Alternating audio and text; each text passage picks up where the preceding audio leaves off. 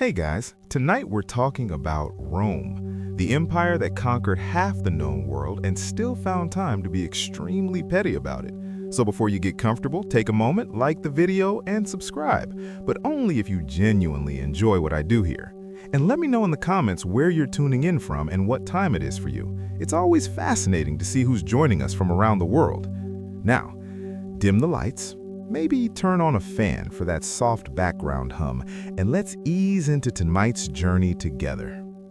When Rome captured a queen, it did not see a defeated woman sitting quietly in a tent wondering how everything went so wrong.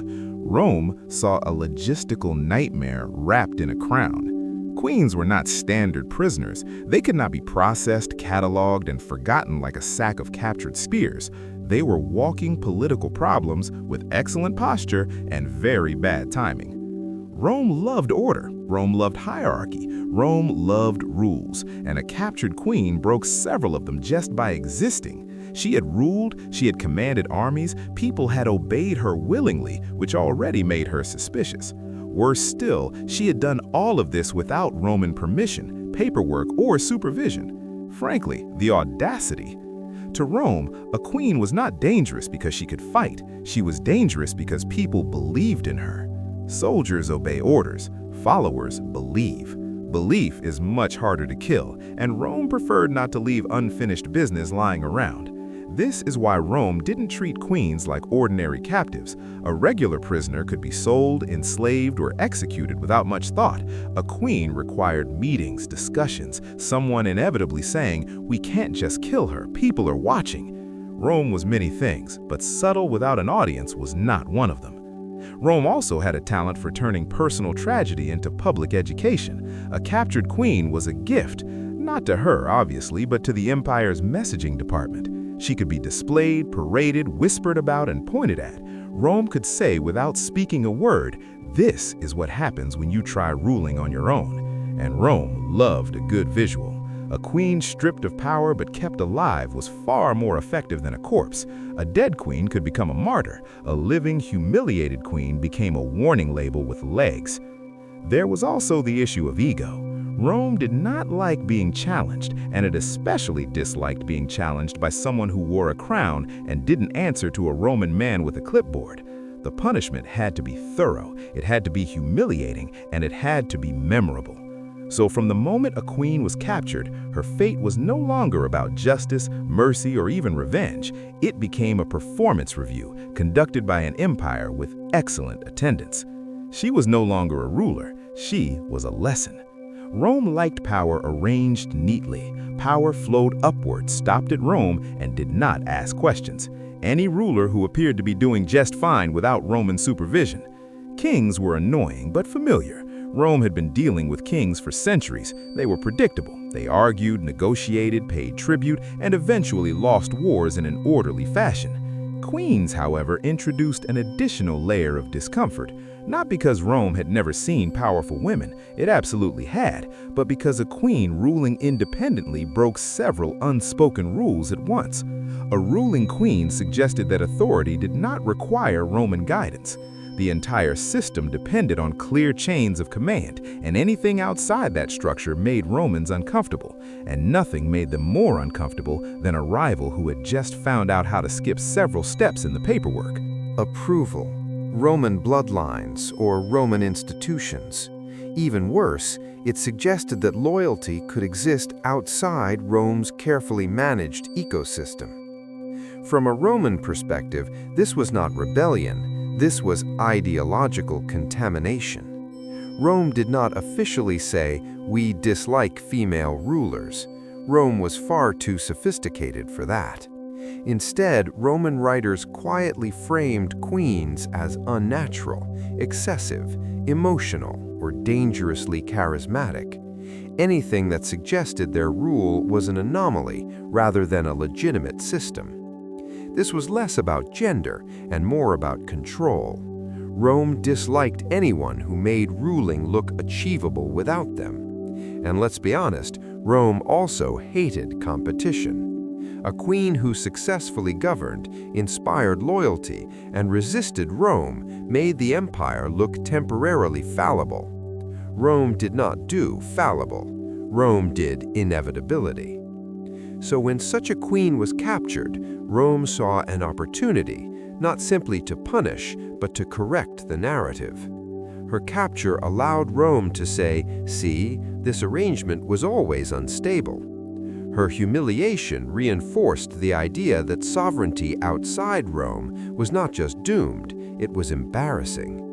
This is why Roman punishments for queens were so carefully designed. They were not impulsive acts of cruelty, they were lectures delivered in chains. Rome wanted other rulers, male or female, to observe the outcome and internalize the lesson without requiring fear that loyalty could survive conquest, fear that someone somewhere might watch a queen resist Rome and think, maybe we could do that too. Rome did not punish captured queens because they had lost. Rome punished them because they had once ruled, and for a moment, ruled well. For a Roman enemy queen, capture was not the end of the story, it was the paperwork phase. The war might be over, the city burned, the army scattered, but Rome was only just getting started. Rome never rushed consequences, it preferred to savor explanation. And of course, Rome never admitted fear, but fear was there. Fear that authority might exist independently, them. The moment a queen was taken alive, her fate stopped being about battlefield realities and became a matter of scheduling. She was no longer a combatant, she was an asset. And Rome, like any competent empire, did not waste assets. Captured queens were transported carefully, not gently, just carefully enough to ensure they arrived intact. You cannot stage a public lesson if the lesson expires on the road. Guards were instructed to keep her alive, visible, and unmistakably defeated. This was not mercy, this was preparation. Rome also understood that time itself was a weapon. Weeks or months might pass between capture and public punishment. During that silence, rumors spread. Did she survive? Was she executed? Was she being paraded through Roman streets? Uncertainty did the work of fear long before chains ever clinked. Meanwhile, Roman officials debated what role she would play. Would she be marched in a triumph, kept alive as leverage, quietly erased later? Rome loved options. A captured queen. Mercy, this was preparation. Rome also understood that time itself was a weapon. Weeks or months might pass between capture and public punishment. During that silence, rumors spread. Did she survive? Was she executed? Was she being paraded through Roman streets? Uncertainty did the work of fear long before chains ever clinked. Meanwhile, Roman officials debated what role she would play. Would she be marched in a triumph, kept alive as leverage, quietly erased later? Rome loved options. A captured queen gave the empire flexibility, and Rome valued flexibility almost as much as it valued making examples. For the queen herself, this waiting period was its own punishment. No information, no timeline, no control. She had ruled armies and peoples, and now her future depended on men who discussed her fate between wine cups and administrative complaints. It was power stripped down to its absence. Rome had learned through experience that immediate executions created martyrs. Martyrs inspired songs, stories, and inconvenient rebellions. Rome preferred something colder. A living queen held in limbo sent a stronger message. Resistance does not end quickly, and it does not end cleanly. This period also allowed Rome to dismantle her identity.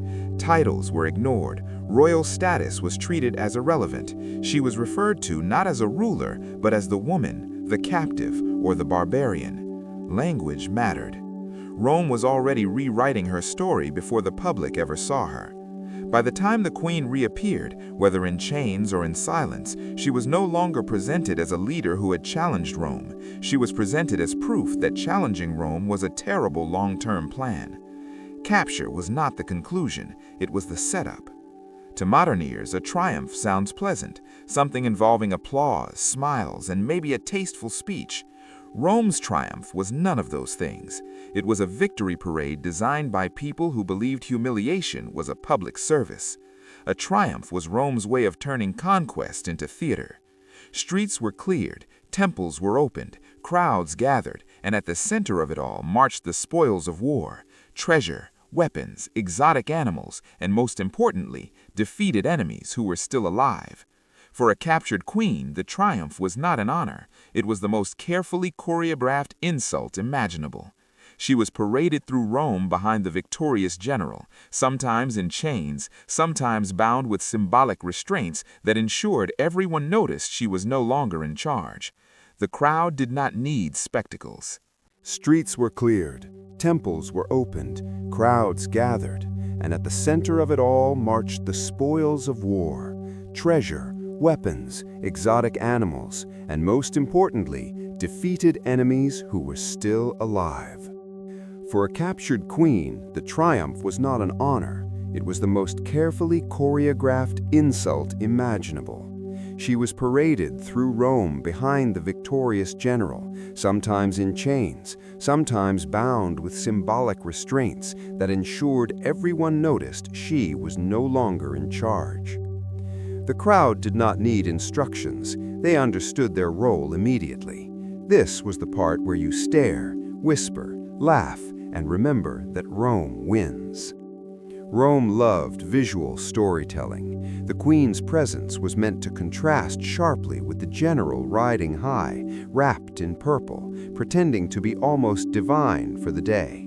She walked, he rode. She followed, he led.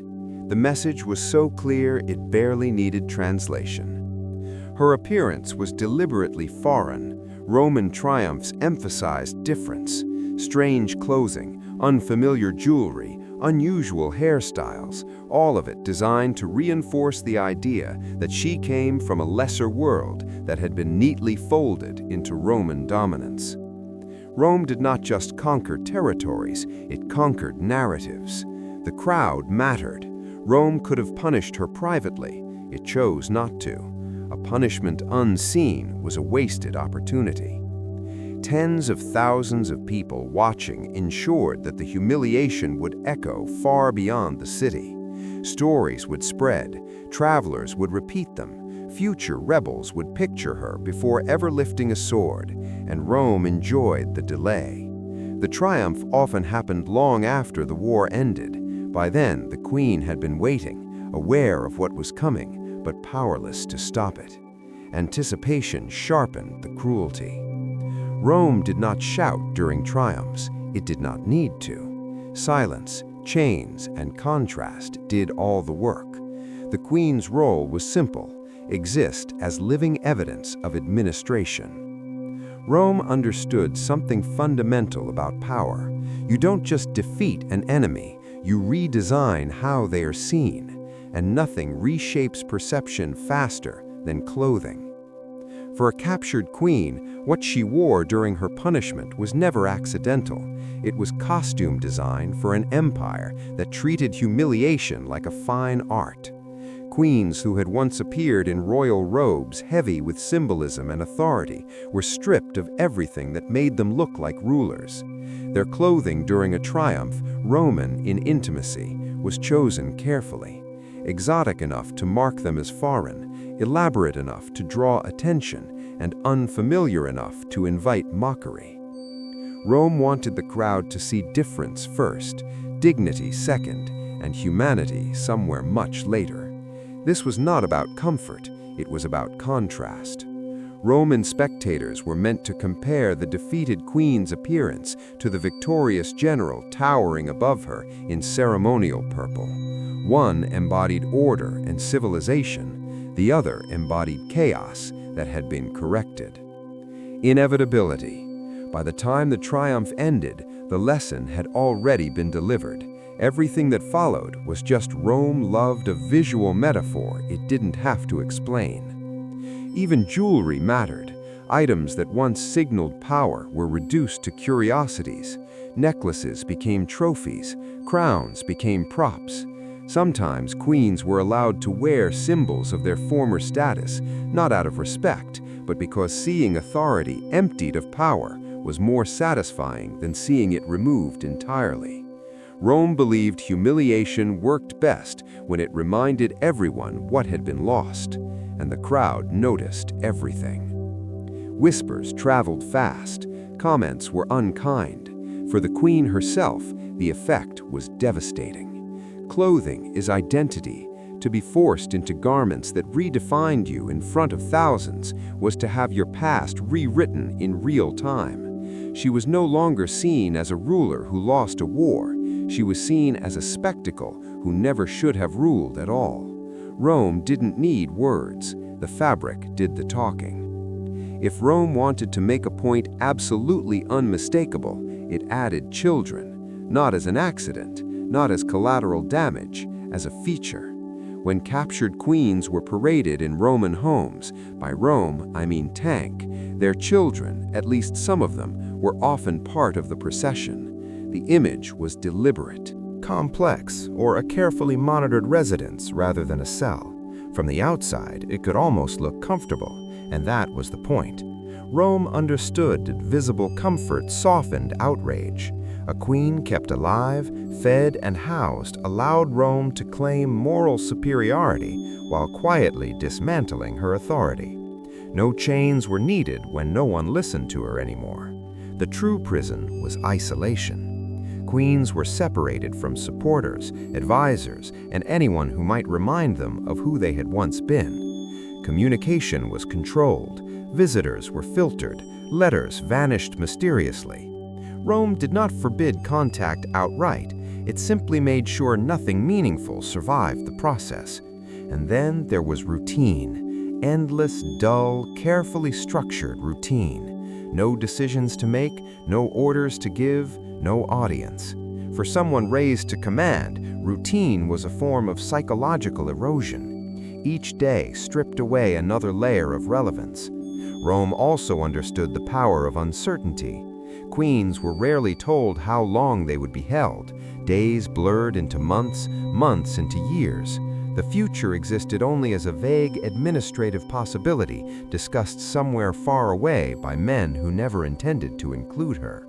Occasionally, a Roman official would visit, not to negotiate, not to threaten, just to observe, to remind her that Rome still remembered she existed, and that Rome alone decided when she stopped existing. This was not mercy, it was management.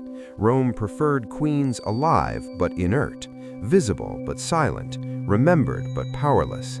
A living ruler with no authority was proof that Rome's dominance extended beyond battlefields and into identity itself. And for the outside world, the message was quietly reinforced. Resistance does not end with death. Sometimes it ends with years of waiting in a comfortable room where nothing you say matters. For Rome, this was elegant punishment. No blood, no noise, just control applied slowly, relentlessly, and with impeccable organization. One of Rome's favorite tools was time. Not speed, not urgency, time. Rome understood that uncertainty could grind a person down far more efficiently than chains ever could. So when it came to captured queens, Rome rarely announced plans, it simply waited. Queens were almost never told what would happen next. Execution was not scheduled, release was not discussed. There was no calendar, no countdown, no sense of progression, just days that blended together, each one quietly identical to the last. Rome believed clarity was a privilege, and defeated rulers had not earned it. From Rome's perspective, this was excellent policy. A queen who did not know her fate could not plan, could not hope properly, and could not prepare herself emotionally for anything in particular. Hope without direction becomes anxiety, and anxiety is exhausting. Rome outsourced much of its punishment to the human mind. Some queens waited months, others waited years. A few waited long enough that their names faded from conversation, their rebellions reduced to footnotes, their existence remembered only by guards who rotated shifts and administrators who filed reports. Rome had patience, empires always do. And Rome enjoyed flexibility. A living queen could be useful today and inconvenient tomorrow. If her former people stirred, her survival could be mentioned casually as reassurance or threat. If political winds shifted, her execution could be delayed indefinitely. Rome liked options. Certainty limited options. The uncertainty also worked outward. Other rulers heard rumors. She is still alive. No, she has been killed. No, she is in Rome. Confusion spread. Fear followed. Rome did not need to clarify. Ambiguity did the job beautifully. For the queen, this was perhaps the cruelest phase. She had already lost power. Now she lost time itself. Days passed without meaning. Years dissolved without milestones. Waiting became existence. Rome didn't take her life, it took her future, and refused to explain why. Occasionally, hope returned. A new governor, a new emperor, a change in policy. Perhaps mercy would come. Rome allowed those thoughts to live just long enough to be unnecessary. The performance had already happened. The lesson had been delivered. What remained was administration. Most executions of captured queens were deliberately private. No crowds, no speeches, no emotional closure. Rome had already used the queen as a symbol in triumphs, rumors, and years of captivity. There was no need to repeat the message. Repetition risked sympathy, and Rome disliked sympathy almost as much as rebellion. Execution, when it happened, was often handled inside prisons or controlled areas. Had neutralized the bloodline. No avengers waiting in the wings, no rightful heirs growing up beyond Rome's reach. The story ended here, in the street, in front of everyone. Rome liked clean endings. The presence of children also softened the queen's image in a very specific way, not toward sympathy, but toward inevitability. A woman dragging her children through humiliation was no longer seen as a defiant leader. She was framed as a tragic figure whose resistance had failed not only herself, but those who family bonds, and repurposed them as warnings. The children themselves were not always killed. Some were absorbed into Roman households, some disappeared into obscurity. Some were kept alive as insurance against future rebellions. Rome preferred leverage to bloodshed whenever possible. But survival did not mean freedom. Growing up Romanized, renamed, and removed from their origins ensured that whatever legacy the queen had built would not continue in recognizable form. Rome did not just end reigns, it redesigned futures. To Rome, this was efficiency. To history, it was chilling. Because the empire understood something most conquerors eventually learn. To truly defeat a ruler, you do not just destroy the throne, you erase the line that could ever reclaim it. When Rome allowed a captured queen to live, it was not being merciful, it was being strategic. Rome did not confuse survival with kindness, and neither should we. Keeping a queen alive was often the most efficient way to extend her punishment indefinitely. A dead queen could inspire rebellion, a living one could suppress it. Rome understood optics. A queen, breathing, visible, and thoroughly powerless, sent a clearer message than an execution ever could. Her people could not rally around a martyr if the former ruler was still alive, especially if she was seen paraded, imprisoned, or reduced to a name spoken only in whispers. Hope fades faster when the symbol of resistance is still there, visibly broken. So Rome kept some queens alive on purpose. These women were housed in controlled environments, guarded residences, temples, or prisons where every movement was monitored and every interaction filtered. They were fed, clothed, and medically maintained just enough to remain functional. Think less honored captive and more carefully preserved warning sign. The cruelty was subtle, which made it effective. No crowds, no cheering, just endless days without power, purpose, or agency. Rome understood that rulers accustomed to command did not need chains to feel imprisoned. Silence worked just as well. From Rome's perspective, this was good governance. A living queen could be referenced in negotiations. Her existence could be mentioned casually to discourage uprisings. "You know, she's still alive," was often enough to quiet ambitious leaders who remembered how her resistance ended. And if she stopped being useful, Rome was nothing if not adaptable. Survival also allowed Rome to reshape her story. Over time, the queen became less a ruler and more a rumor. Roman writers described her as a cautionary tale, a lesson in failure and vanished power. The empire controlled the narrative, effectively erasing the queen's legacy while still maintaining her physical presence. Her punishment wasn't death, it was watching power fade, one quiet day at a time. Roman imprisonment was not about iron bars and dramatic dungeon scenes. That would have been far too obvious. For captured queens, imprisonment was subtler and far more effective. Rome didn't just lock them away, it removed everything that had ever made them dangerous.